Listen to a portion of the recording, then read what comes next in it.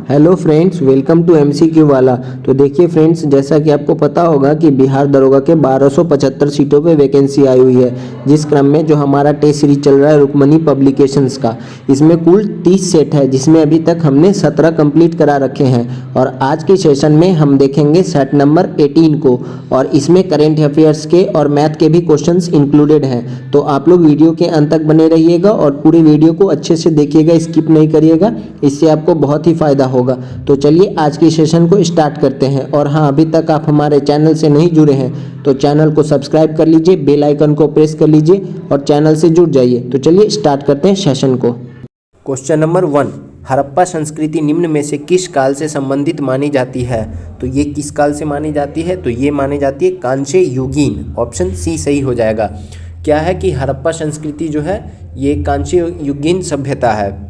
उस समय क्या हुआ था कि बस कांसा का खोज ही हुआ था, इसलिए इसको कांस्य युगीन कहा जाता है। आप सभी को पता होगा कि इतिहास को हम 3 भागों में बांटते हैं। एक है प्रागैतिहासिक, एक है आद्य ऐतिहासिक और तीसरा है ऐतिहासिक।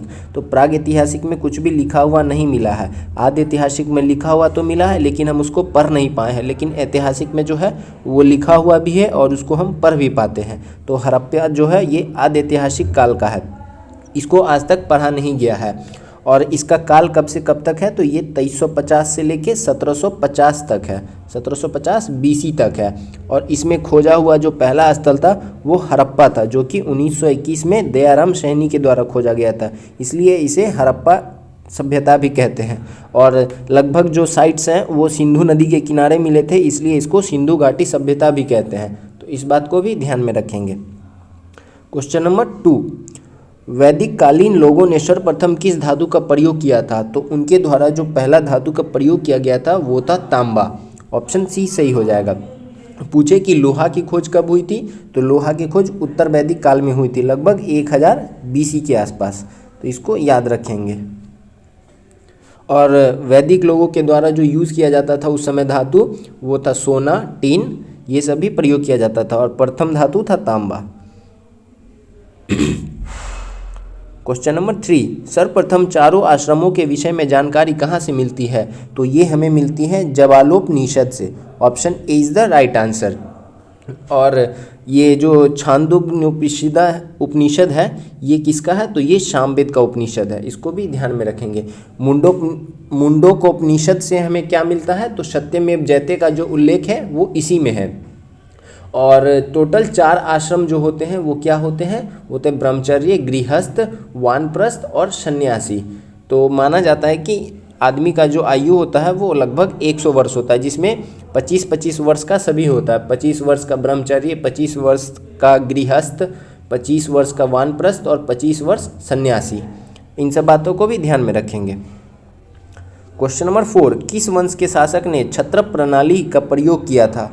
तो ये किस वंश का शासक था? तो ये शकों ने किया था। Option D. क्या होता था कि इस काल में राज्यपाल को क्षत्रप कहा जाता था और शासक को महाक्षत्रप कहा जाता था। तो इसको ध्यान में रखेंगे। और पूछे कि शक शासक में सर्वाधिक प्रसिद्ध शासक कौन था? तो वो रुद्रदामन हो जाएगा। जूनागढ़ अभिलेख जो है वो रुद्रदामन से ही संबंधित है, इस बात को भी ध्यान में रखेंगे। और कुषाण वंश के संस्थापक कौन थे? तो कुजुल कन्फडिस थे। क्वेश्चन नंबर 5, महमूद गजनवी के भारत पर आक्रमण के समय भारत आए विद्वान अल-बरूनी ने किस महत्वपूर्ण ग्रंथ की रचना की है? तो इनके द्वारा जो पुस्तक लिखा गया है वो है Kitabul Hind. Option B is the right answer. Mahmud Ghaznavi जो था ये 1000 से लेके 1027 तक कुल 17 बार आक्रमण किया था, जिसमें 1025 का सोमनाथ मंदिर का आक्रमण सर्वाधिक प्रसिद्ध माना जाता है। क्वेश्चन नंबर 6, सेना को दशमलव प्रणाली के आधार पर संगठित करने की व्यवस्था दिल्ली सल्तनत के किस सुल्तान द्वारा की गई थी? तो ये किसके द्वारा किया गया था? ये किया गया था अलाउद्दीन खिलजी के द्वारा। अलाउद्दीन खिलजी पहला ऐसा शासक था दिल्ली सल्तनत का जिसने अस्थायी सेना को रखा था और उसे नगद वेतन भी दिया था। साथ ही साथ इसने घोड़ा दागने और हुलिया लिखने व्यवस्था को भी लागू किया था।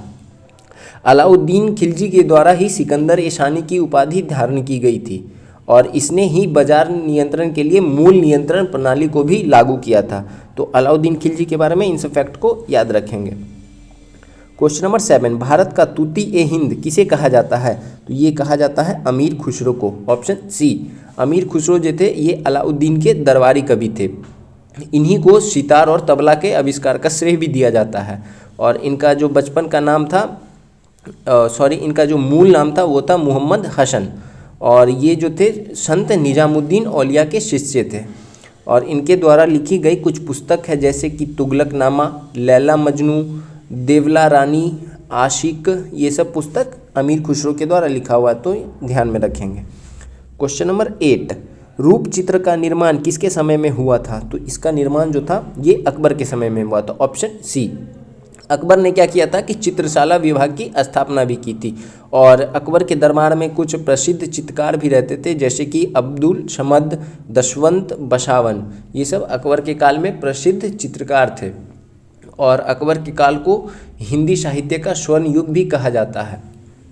साथ ही साथ एक दो बात और ध्यान में रखेंगे, जैसे कि बुलंद दरवाज़ा का निर्माण कौन करवाया था? तो अकबर ने ही करवाया था। किस उपलक्ष्य में? तो गुजरात विजय की जीत के उपलक्ष्य में।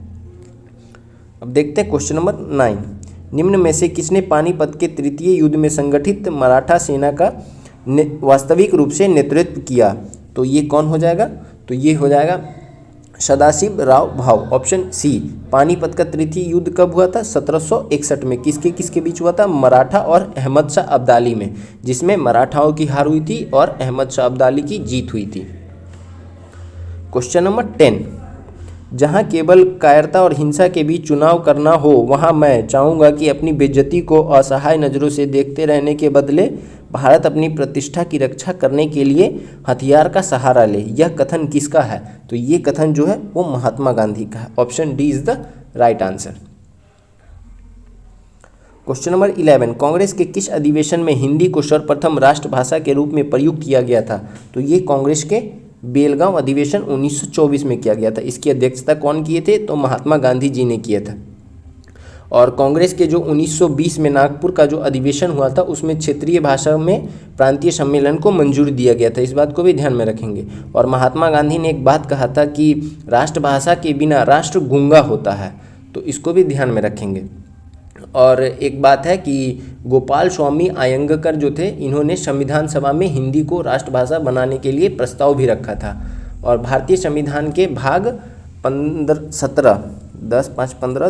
17 में आर्टिकल 343 से लेके 351 तक जो है ये भाषा से संबंधित है, इसको भी ध्यान में रखेंगे। इतिहास के साथ साथ पॉलिटी को भी रिलेट करेंगे तो आपको अच्छे से याद हो जाएगा। क्वेश्चन नंबर 12, निम्नलिखित में से किस पर्वतमाला को सह्याद्री के नाम से भी जाना जाता है? तो ये जाना जाता है पश्चिमी घाट को। ऑप्शन बी, पश्चिमी घाट और पूर्वी घाट का जो मिलन स्थल है उसको क्या कहते हैं? नीलगिरी पहाड़ी। और सह्याद्री की सबसे ऊंची चोटी क्या हो जाएगा? वो हो जाएगा कलसुबाई। क्वेश्चन नंबर 13, सर्वोच्च एपिहीलियन के समय पृथ्वी से सूर्य की दूरी कितनी होती है? तो इस समय पृथ्वी से सूर्य की दूरी जो हो जाएगा वो जाएगा 15.2 करोड़ किलोमीटर। यह स्थिति कब होती है? तो ये 4 जुलाई को होती है। और 3 जनवरी को क्या होता है कि सूर्य से निकटतम होता है, यानी 14.7 किलोमीटर होता है पृथ्वी। इस बात को याद रखेंगे। साथ ही साथ 21 मार्च और 23 सितंबर को दिन और रात की अवधि क्या होती है? यह बराबर होती है। इस घटना को क्या कहते हैं? इक्विनॉक्स कहते हैं। क्वेश्चन नंबर 14, एस्किमो लोगों द्वारा टुंड्रा क्षेत्र में बर्फ के टुकड़ों की सहायता से बनाए गए अर्धगोलाकार आवासों को क्या कहा जाता है? तो बर्फ के जो अर्धगोलाकार आवास होते हैं उसको इग्लू कहा जाता है। Option D is the right answer. 15, प्राकृतिक में स्वतंत्र अवस्था में पाई जाने वाली धातु कौन सी है? तो वो हो जाएगी सोना। ऑप्शन सी, सोना क्या है? सबसे अधिक आधारवर्धे धातु है। और ये जो होता है ये अक्रियाशालिक धातु भी है। और इसकी परमाणु क्रम संख्या जो होता है वो होता है 79। इसको दर्शाते कैसे हैं? तो इसको दर्शाते हैं AU से। क्वेश्चन नंबर 16, तमिलनाडु के तटीय भागों में जाड़ों में वर्षा की प्राप्ति निम्न में से किससे होती है? तो वो क्या होता है कि वो हो जाता है उत्तर पूर्वी मानसून की वजह से। Option A is the right answer. क्या होता है कि शीत ऋतु में पूर्वी तट पर विशेषकर तमिलनाडु में वर्षा होती है, क्योंकि क्या होता है ना कि बंगाल की खाड़ी से जो शुष्क हवा होती है वो नमी ग्रहण कर लेती है और आगे कोरोमंडल तट पे वर्षा करा देती है। तो इसको ध्यान में रखेंगे। क्वेश्चन नंबर 17, इंडोनेशिया की राजधानी जकार्ता निम्न में से किस द्वीप पर स्थित है? तो ये किस द्वीप पर स्थित है? तो ये स्थित है जावा द्वीप पर। इंडोनेशिया ने अपनी राजधानी को चेंज करने का भी डिसीजन लिया है, जो कि अब हो जाएगा नूसंतारा। ये कहाँ पे है? ये बोर्नियो द्वीप पर स्थित है। क्वेश्चन नंबर 18, निम्नलिखित कथनों पर विचार कीजिए। भारत की सबसे लंबी समुद्री रेखा गुजरात राज्य बनाती है, जिसकी कुल लंबाई 1312 किलोमीटर है। तो गुजरात तो बनाती है, लेकिन ये 1312 किलोमीटर नहीं है, ये कितना है? तो ये 1214 किलोमीटर है। और कूट 2 है कि भारत का सबसे छोटा समुद्री रेखा गोवा बनाती है, जिसकी कुल लंबाई 102 है, तो ये सही है। कूट 3, भारत का राजस्थान राज्य समुद्री सीमा बनाने वाला तीसरा सबसे बड़ा राज्य है, तो राजस्थान किसी के साथ समुद्री सीमा नहीं बनाता है। और 4 है कि भारत का कुल स्थल समुद्री सीमा 6100 किलोमीटर है, तो ये सही बात है। तो इस हिसाब से कौन सा सही हो जाएगा हमारा? तो 2 और 4, तो option D is the right answer. अब देखते क्वेश्चन नंबर 19 कि विश्व के सबसे शांत सीमा के रूप में विख्यात 49 डिग्री समानांतर अक्षांश रेखा किन 2 देशों को अलग करती है? तो ये संयुक्त राज्य अमेरिका तथा कनाडा को अलग करती है। Option B is the right answer. और 38 डिग्री रेखा ये किसको अलग करती है? तो उत्तरी कोरिया और दक्षिणी कोरिया को। मैकमोहन रेखा किसको हो जाएगा? तो भारत और चाइना को। और डुरंड रेखा किसको हो जाएगा? पाकिस्तान और अफगानिस्तान को। देखते क्वेश्चन नंबर 20, निम्न में से कौन सी जलधारा यूरोप का गर्म कंबल के उपनाम से जाना जाता है? तो ये जाना जाता है गल्फ स्ट्रीम। ऑप्शन डी, इसको यूरोप का गर्म कंबल यानी वार्म ब्लैंकेट ऑफ यूरोप के नाम से जाना जाता है। ये जो है विश्व की सबसे तेज बहने वाली महासागरीय जलधारा है, गल्फ स्ट्रीम। तो इसको ध्यान में रखेंगे। ये क्या होता है कि मैक्सिको की खाड़ी से न्यू फाउंडलैंड की ओर चलती है और पश्चिमी यूरोप तक पहुंच जाती है। कुछ और जलधारा देख लेते हैं, जैसे कि मोजाम्बिक और अल्गुहास की धारा, यह हिंद महासागर की गर्म जलधारा है। बेंगुएला जलधारा ये कहाँ की है? दक्षिणी अटलांटिक महासागर की ठंडी जलधारा है। केनारी जलधारा ये अटलांटिक महासागर की ठंडी जलधारा है। इरमिंजीर की जलधारा ये अटलांटिक महासागर का गर्म जलधारा है। तो इन सब बातों को नोट कर लेंगे और याद रखेंगे। 21 नंबर, भारत में सर्वोत्तम श्रेणी का संगमरमर निम्न में से किस स्थान से प्राप्त होता है? तो ये कहाँ से प्राप्त होता है? ये मकराना से प्राप्त होता है। ये मकराना कहाँ पे है? तो ये राजस्थान में है। और साथ ही साथ और कहाँ से मिलता है संगमरमर? तो मध्य प्रदेश, आंध्र प्रदेश, तमिलनाडु और कर्नाटक से भी मिलता है। लेकिन यहाँ पे क्या पूछ रहा है? सर्वोत्तम श्रेणी का, तो ये मकराना हो जाएगा। 22, पेंसिल बनाने में निम्न में से किस वृक्ष की लकड़ी का सामान्यतः प्रयोग किया जाता है? तो ये किया जाता है सीडार। ऑप्शन बी, पेंसिल में सीडार की लकड़ी का उपयोग किया जाता है और ग्रेफाइट का भी उपयोग किया जाता है। 23, किस दिन से संविधान सभा का अंतरिम संसद के रूप में आविर्भाव हुआ? तो ये किस दिन हुआ था? तो ये हुआ था आपको 26 जनवरी 1950 को। इस दिन क्या हुआ था? संविधान पूर्ण रूप से लागू हो गया था। और संविधान सभा 12 मई 1952 तक अंतरिम संसद के रूप में कार्य करता रहा था। इसको भी ध्यान में रखेंगे। और पूछे कि लोकसभा की प्रथम बैठक का आयोजन कब हुआ था? तो वो 13 मई 1952 को हुआ था, लोकसभा की प्रथम बैठक। 24, संवैधानिक संशोधन विधेयक को राज्य विधानमंडलों के पास कब भेजा जाता है? तो ये कब भेजा जाता है? राष्ट्रपति की संस्तुति मिलने के पूर्व। Option A is the right answer. संविधान संशोधन हमारे किस आर्टिकल में है? आर्टिकल 368 में। ये किस देश के संविधान से लिया गया है? तो साउथ अफ्रीका के संविधान से लिया गया है। क्वेश्चन नंबर 25, राष्ट्रपति द्वारा आपातकाल की उद्घोषणा के कितने दिनों के भीतर संसद की स्वीकृति आवश्यक होती है? तो ये कितने दिनों के भीतर होती है? ये 1 माह के भीतर होती है। ऑप्शन ए, आपातकाल की घोषणा किस में है? तो ये आर्टिकल 352 में है। 26, यथार्थ मंत्रिपरिषद तब तक पद पर बना रहेगा जब तक उसे निम्न में से कौन सा विश्वास प्राप्त हो? तो ये कौन सा विश्वास होता है? लोकसभा में होता है। लोकसभा को हम क्या कहते हैं? निचला सदन। ये किस आर्टिकल में मेंशन है? आर्टिकल 81 में मेंशन है। तो इसको ध्यान में रखेंगे। और क्या होता है कि लोकसभा का कार्यकाल यानी सदस्यों का कार्यकाल कितना वर्ष का होता है? ये 5 वर्ष का होता है। देखते हैं 27 नंबर, लोकसभा के अध्यक्ष को कौन पद की शपथ ग्रहण करवाता है। तो लोकसभा के जो अध्यक्ष होते हैं इनको उस पद की शपथ नहीं मिलती है, बल्कि इन्हें एज ए संसद शपथ ग्रहण करना होता है। तो इसमें से शपथ ग्रहण की आवश्यकता नहीं होती है, आंसर सही हो जाएगा कूट डी। 28, यदि संसद के एक सदन का कोई सदस्य दूसरे सदन के लिए भी निर्वाचित हो जाता है तो पहले में उसका स्थान कब से रिक्त हो जाएगा। तो ये कब से हो जाएगा, यदि अन्य सदन के लिए निर्वाचित होने वाले दिन से। Option A is the right answer. क्या होता है कि यदि कोई सदन एक ही सदन में 2 सीटों पर चुना जाता है तो उसे स्वेच्छा से किसी एक सीट को खाली करना होता है, अन्यथा 14 दिनों के बाद वो रिक्त हो जाता है। तो इस बात को भी ध्यान में रखेंगे। और साथ ही साथ एक और फैक्ट है कि अगर कोई व्यक्ति जो विधानसभा का सदस्य है और लोकसभा के लिए निर्वाचित होता है तो 14 दिन के अंदर विधानसभा से त्यागपत्र देना होगा, अन्यथा संसद सदस्य की सदस्यता को समाप्त कर देगी। तो इन सब बातों को आप अच्छे से नोट करेंगे और ध्यान में रखेंगे। और अभी तक आप हमारे चैनल से नहीं जुड़े हैं तो चैनल को सब्सक्राइब कर लीजिए, बेल आइकन को प्रेस कर लीजिए और जुड़ जाइए और तैयारी को और अच्छा बनाइए। चलिए क्वेश्चन नंबर 29, सर्वोच्च न्यायालय में न्यायिक कामकाज के लिए किस भाषा का इस्तेमाल किया जाता है। तो ये किया जाता है Angrezi. Option B is the right answer. 30 number, Lok Sabha का सचिवालय निम्न में से किसके अंतर्गत कार्य करता है। तो ये किसके अंतर्गत कार्य करता है, तो ये लोकसभा के अध्यक्ष के अंदर कार्य करता है। लोकसभा का सचिवालय ये आर्टिकल किस में मेंशन है, आर्टिकल 98 में मेंशन है। और अभी वर्तमान में जो लोकसभा के महासचिव है वो है उत्पल कुमार सिंह, और राज्यसभा के महासचिव है वो हो जाएंगे आपको पीसी मोदी। क्वेश्चन नंबर 31, एक कुर्सी को 840 में बेचने पर विक्रेता को 16% की हानि होती है और इसे 924 में बेचने पर उसे कितना प्रतिशत लाभ या हानि होगा। तो कुर्सी का सेलिंग प्राइस दिया हुआ है 840 रुपये, 840 रुपये और लॉस दिया हुआ है 16%। तो कॉस्ट प्राइस का फॉर्मूला क्या होता है, 100/100 माइनस लॉस परसेंट गुने सेलिंग प्राइस।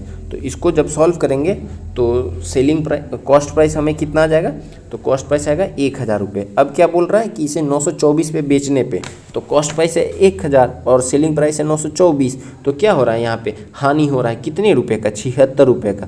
किस पे हानि होता है, तो हमेशा कॉस्ट प्राइस पे होता है। तो परसेंटेज निकाल लेंगे, तो परसेंटेज निकाल लेंगे तो कितना हो जाएगा, ये 2 जीरो कट जाएगा और 7.6% का इसको लॉस हो रहा है। Option A is the right answer. 32, दाब बढ़ाने पर बर्फ का गलनांक। तो बर्फ का गलनांक क्या होता है, तो बर्फ का गलनांक जो होता है वो घट जाता है। Option A. क्या होता है कि किसी सतह पर प्रति इकाई क्षेत्रफल पर कार्य कर रहा बल क्या कहलाता है, दाब कहलाता है। दाब का जो फॉर्मूला होता है वो क्या होता है, दाब यानी प्रेशर। इसका फॉर्मूला होता है बल अपॉन क्षेत्रफल, और इसकी यूनिट क्या होती है, तो इसका यूनिट होता है पास्कल, और ये जो है एक अदिश राशि है। तो इस सब बात को याद रखेंगे। क्वेश्चन नंबर 33, जय जवान जय किसान जय विज्ञान जय अनुसंधान का नारा किसने दिया है। तो ये जो नारा है ये नरेंद्र मोदी जी के द्वारा दिया गया है। सर्वप्रथम जो था जय जवान जय किसान का नारा ये लाल बहादुर शास्त्री के द्वारा दिया गया था। उसके बाद अटल बिहारी वाजपेयी जी के द्वारा इसमें जय विज्ञान जोड़ा गया, और नरेंद्र मोदी जी के द्वारा इसमें जय अनुसंधान जोड़ा गया। तो इसको ध्यान में रखेंगे। 34, चित्र में प्रदर्शित आँख में कौन सा दोष है। तो ये कौन सा दोष है, तो ये है निकट दृष्टि दोष, मायोपिया। मायोपिया को ठीक करने के लिए हम कौन सा लेंस का इस्तेमाल करते हैं, तो हम अवतल लेंस का इस्तेमाल करते हैं। मायोपिया में होता क्या है, तो व्यक्ति जो होता है नज़दीक की वस्तु को देख लेता है परंतु दूर की वस्तु को नहीं देख पाता है। 35, यदि दूध से क्रीम को अलग कर दिया जाए तो दूध का घनत्व क्या होगा। तो दूध का घनत्व जो होगा वो बढ़ जाएगा। Option C. और दूध से क्रीम को हम कैसे निकालते हैं, तो ये किस विधि पे काम करता है, तो ये सेंट्रीफ्यूगल फोर्स पे काम करता है। इसमें क्या होता है कि जो वृत्त का केंद्र होता है उसके बाहर बल लगता है, और केंद्र की तरफ जो बल लगता है उसको क्या कहते हैं, तो सेंट्रीपिटल फोर्स कहते हैं, अभी केंद्रीय बल। 36, एक कार डीलर ने 30% छूट पर एक कार खरीदी। उसने कीमत पर 10% का लाभ मार्जिन जोड़ा और फिर कार को 25% छूट पर बेचा। उसका कुल लाभ या हानि कितना है, तो मान लेते हैं कि कार का अंकित मूल्य कितना है, वो 100 का है, और क्रय मूल्य कितना है कि 30% की छूट पे खरीदा यानी 70 रुपये का। तो लाभ मार्जिन कितना है 40 का, तो किस पे है 70 पे है, तो 70 का 40% कितना हो जाएगा, तो ये हो जाएगा 28। अब कार का कुल अंकित मूल्य कितना हो जाएगा 70 और ये 28 जो प्रॉफिट है, तो ये हो जाएगा 98। अब छूट कितना का ये दे रहा है, तो ये 25% का छूट दे रहा है। तो 25% का छूट दे रहा है, किस पे दे रहा है 100 का, 100 में से 25 का छूट दे रहा है यानी 75। अब विक्रय मूल्य कितना हो जाएगा, तो कितना था हमारे पास 98 था, तो 98 का 75% यानी कि कितना हो जाएगा, तो ये आपको आएगा 73.5। अब लाभ या हानि पूछ रहा है, तो लाभ या हानि कितना हो जाएगा, तो इसको खरीदा था ये 70 रुपये पे और क्या कर रहा है कि बेच रहा है 73.5 पे, तो इसको क्या हो रहा है प्रॉफिट हो रहा है 3.5 रुपये का। तो प्रॉफिट परसेंट निकाल लेंगे 3.5 बाय 70 कॉस्ट प्राइस है गुने 100, तो ये कितना का लाभ हो जाएगा 5% का। Option C is the right answer. 37 सामान्य पुरुष का रक्तदाब होता है, तो ये कितना होता है 120/80। Option A is the right answer. 38 जीवन की उत्पत्ति किस काल में हुई थी, तो जीवन की उत्पत्ति जो है वो प्री कैम्बियन युग में हुई थी। आपको पता होगा कि प्री कैम्बियन युग जो है ये पृथ्वी के जन्म से 50 करोड़ वर्ष पूर्व तक का माना जाता है। 39 ग्लाइकोजन का संचयन होता है, तो ये किस में होता है, ये यकृत एवं पेशियों में होता है। Option C is the right answer. 40 निम्नलिखित में से कौन सा युग्म सही है, तो कौन सा युग्म सही है, ये जिब्रेलिन जो होता है ये पादप हार्मोन होता है, ये सही है। ये क्या होता है, ये पत्ते के जो मतलब पेड़ जो होता है उसके तने में पाया जाता है और क्या करता है कि पौधों को लंबाई में वृद्धि में सहायक होता है।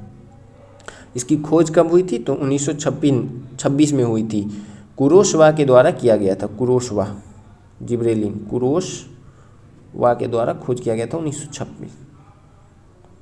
41 निम्नलिखित में से यूकैरियोटिक जीवों के जोड़ों को पहचानिए, तो यूकैरियोटिक जीव कौन से हैं, तो ये है अमीबा और paramecium. Option B is the right answer, eukaryotic जीव।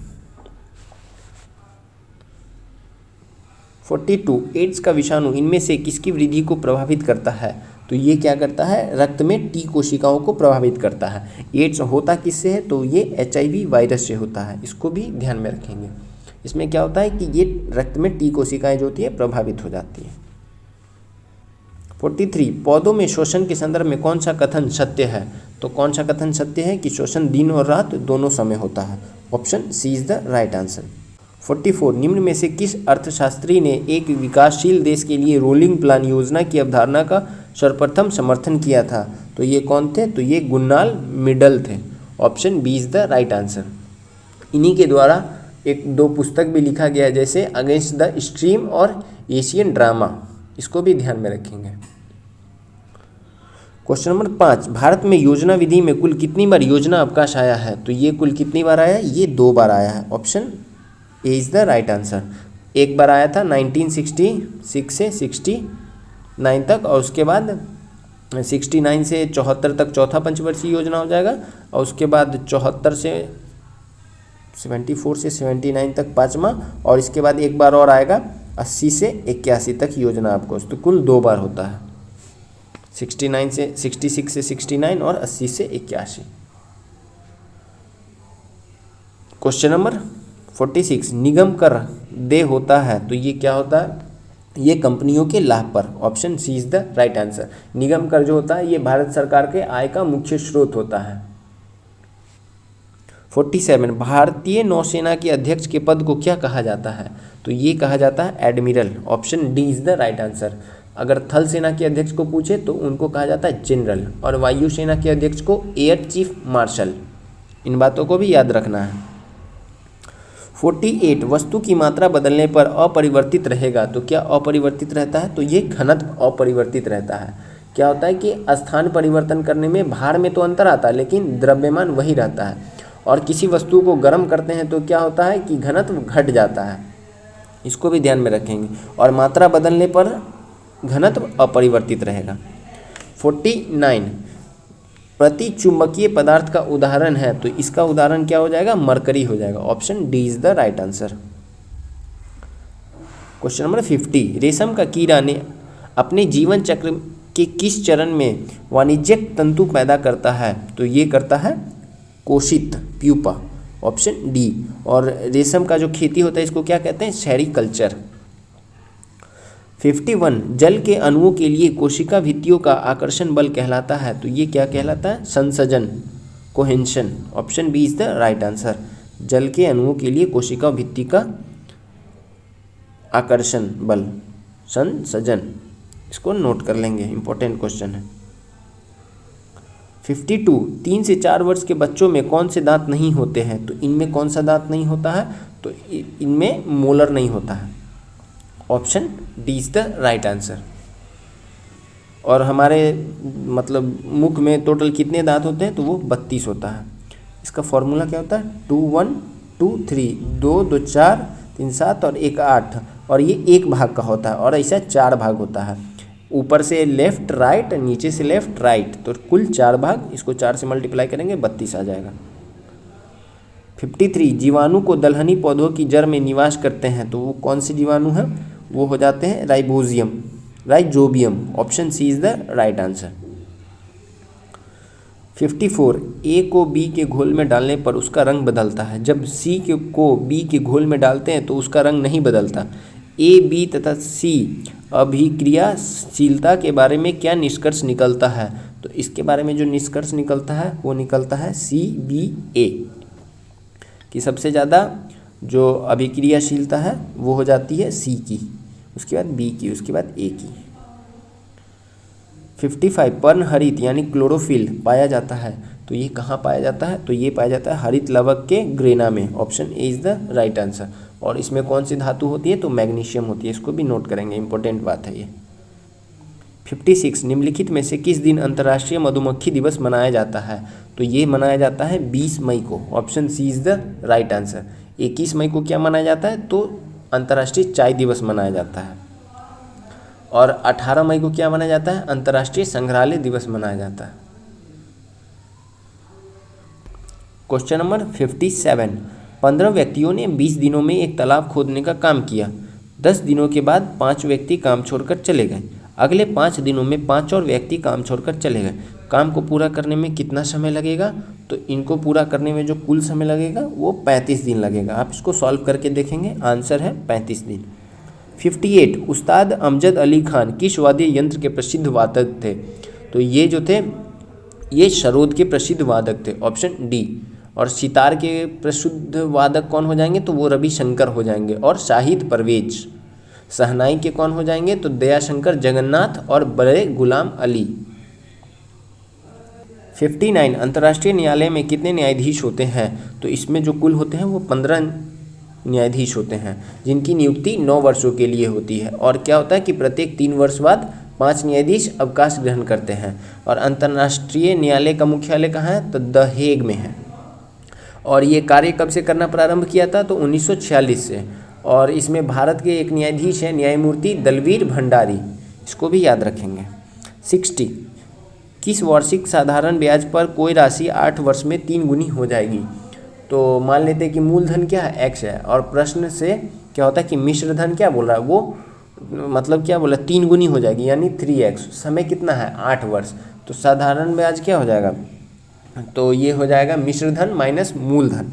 तो मिश्र धन कितना था? 3x था, और मूलधन क्या है? x है, तो ये हो जाएगा 2x। अब रेट पूछ रहा है, तो रेट कितना हो जाएगा? रेट का फॉर्मूला ब्याज गुने 100 बाय मूलधन गुने समय, यानी 2x into 100 bye x into 8, तो कितना निकलेगा?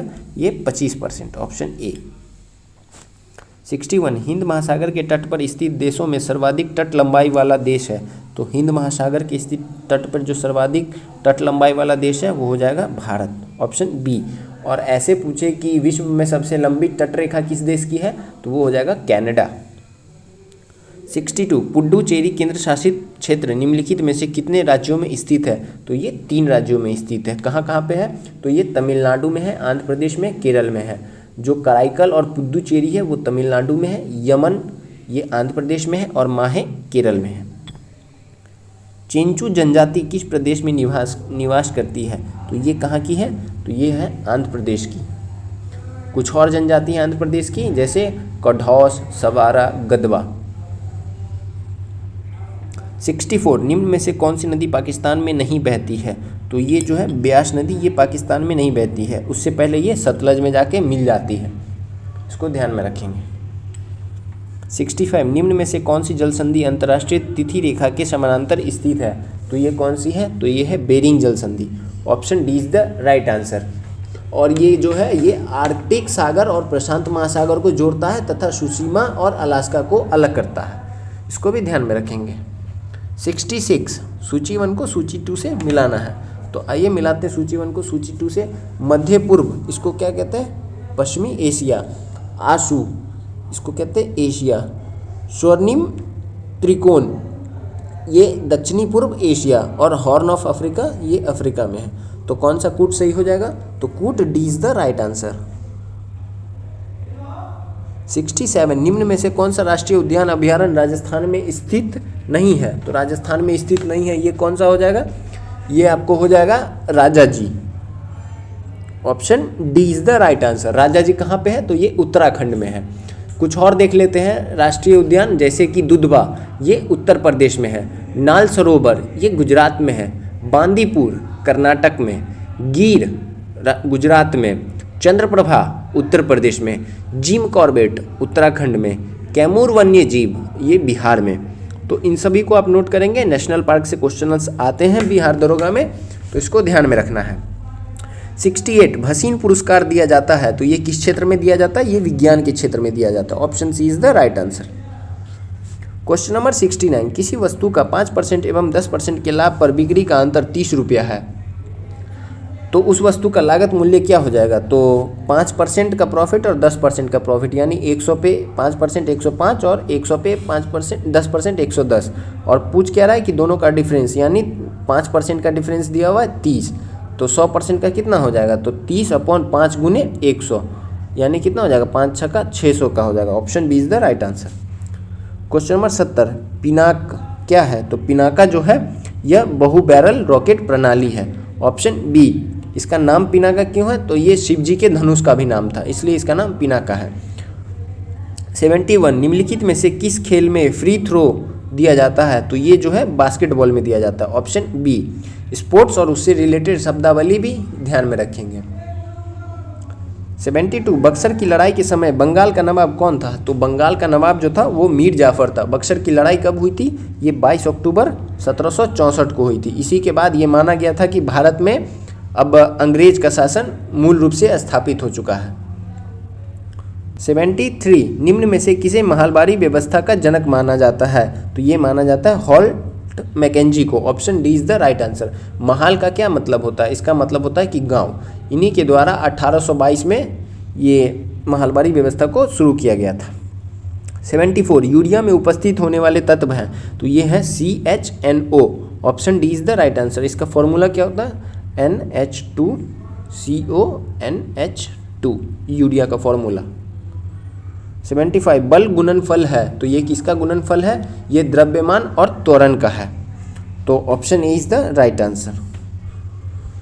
और ये क्या है? ये एक सदिश राशि है, इसको भी ध्यान में रखना है। 76 केंद्रीय मगरमच्छ प्रजनन एवं प्रबंधन परीक्षण संस्थान कहाँ अवस्थित है? तो ये जो है ये अवस्थित है हैदराबाद। Option B. मगरमच्छ संरक्षण हेतु 1975 में परियोजना चलाई गई थी तथा 1978 में कुल 16 मगरमच्छ प्रजनन केंद्र भी स्थापित किया गया था। और पूछे कि विश्व मगरमच्छ दिवस कब मनाया जाता है? तो ये 17 जून को मनाया जाता है। 77 भारत के लोकहितकारी भाग की अवधारणा संविधान के किस भाग में है? तो ये भाग 4 में है, इसको ध्यान में रखेंगे। भाग 4 आर्टिकल 36 से 51, इसी को हम DPS भी बोलते हैं, directive principles of state policies.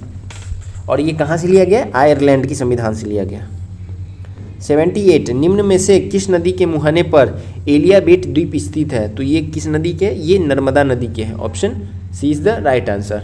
और ये कहाँ पे स्थित है? तो ये गुजरात में स्थित है, जो कि खंबात की खाड़ी के पास नज़दीक में है, खंबात की खाड़ी के नज़दीक में।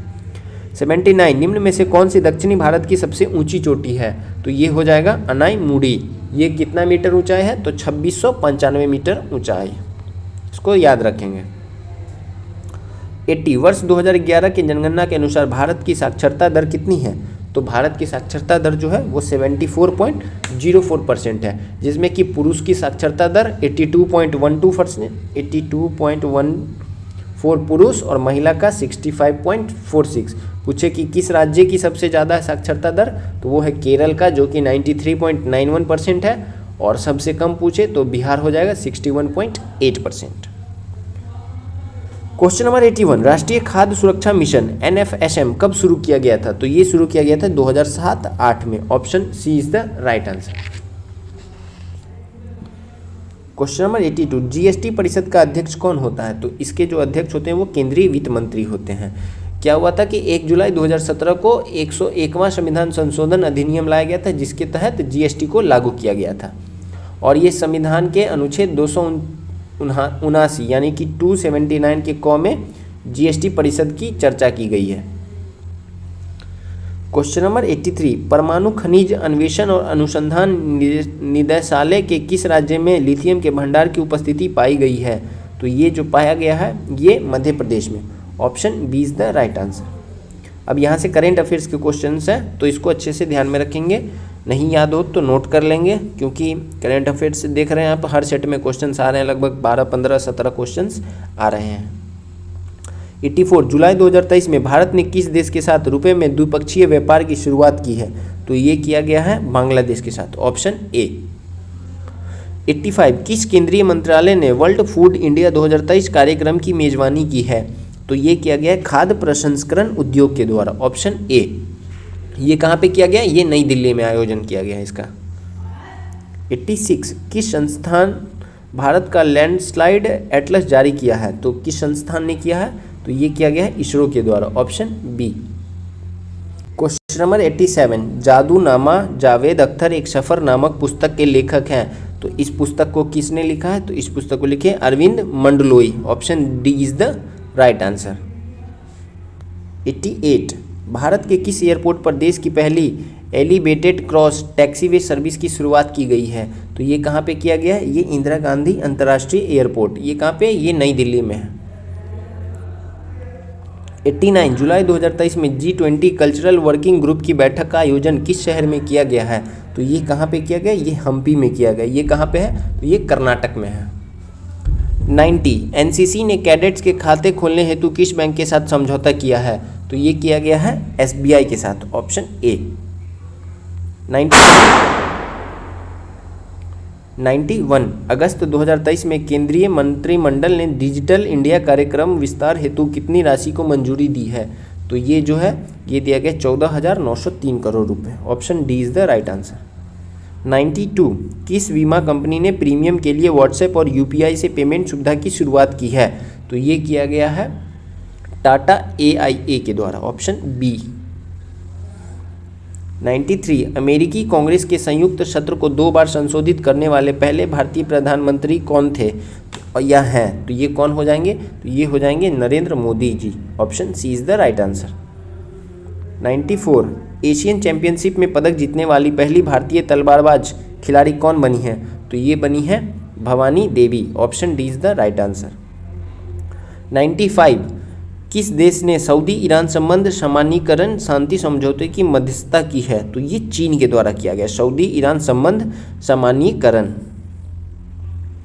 96, कोडवा हॉकी महोत्सव की मेजबानी किस राज्य ने की है? तो ये किया गया है कर्नाटक के द्वारा। Option B is the right answer. 97, 1 जनवरी 2024 से शुरू होने वाले कार्यकाल हेतु संयुक्त राष्ट्र सुरक्षा परिषद के अस्थायी सदस्य के रूप में कितने देशों को चुना गया है? तो ये चुना गया है 5 देशों के।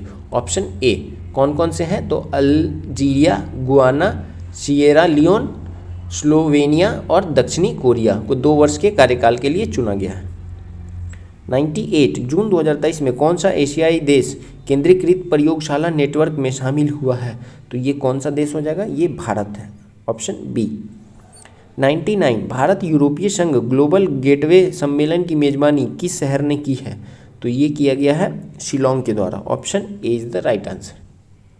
अब है क्वेश्चन नंबर 100, लास्ट क्वेश्चन। किस केंद्रीय मंत्रालय ने गोवर्धन के लिए एकीकृत पंजीकरण पोर्टल लॉन्च किया है? तो ये किया गया है जल शक्ति मंत्रालय के द्वारा, ऑप्शन सी। और अभी वर्तमान में मंत्री कौन है? तो गजेंद्र सिंह शेखावत है। तो फ्रेंड्स आज ये हमारा सेट नंबर 18 कंप्लीट हुआ। कल हम मिलेंगे एक नए सेशन में सेट नंबर 19 में। तब तक के लिए आप हमारे चैनल से नहीं जुड़े हैं तो चैनल को सब्सक्राइब कर लीजिए, बेल आइकन को प्रेस कर लीजिए और चैनल से ज़रूर जुड़ जाइए कि जैसा कि आप देख रहे होंगे वीडियोस में कि हम पूरे एक्सप्लेनेशन के साथ सेट को कंप्लीट करवा रहे हैं। इससे आपको बहुत ही सहायता होगा आपके दरोगा एग्जाम में। आपको लगता है कि आपको हेल्प हो रहा है तो आप चैनल को सब्सक्राइब कर लीजिए, बेल आइकन को प्रेस कर लीजिए और चैनल से जुड़ जाइए और वीडियोज़ को अच्छे से देखिए, अच्छे से एनालाइज करिए। जो क्वेश्चन नहीं बन रहा उसको रोक के वीडियो को उसको नोट करिए कॉपी में, क्योंकि अपने द्वारा लिखा हुआ नोट आपको बहुत ही कारगर साबित होगा। तो चलिए तब तक के लिए थैंक यू, जय हिंद।